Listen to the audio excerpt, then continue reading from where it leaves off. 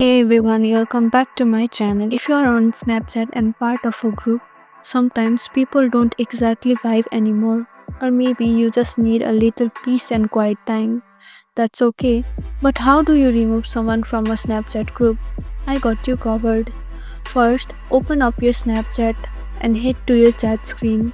You know that little speech bubble icon at the bottom left? Click on it. Now click on the search bar and find the group chat with the person you need to remove. Got it? Great.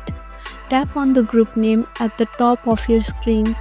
This brings up the group settings like who is in it, what's being shared, all that good stuff. Now look through the list of group members. See that one person's name? Click on their name and you'll see the option to remove from group. Tap that and again tap the remove button. Now they are out of the chat. And important point, you can't remove someone if you are not an admin of the group. So if you are not the one who created the group, you may need to ask the admin for help. But the good news is that admins can remove anyone anytime.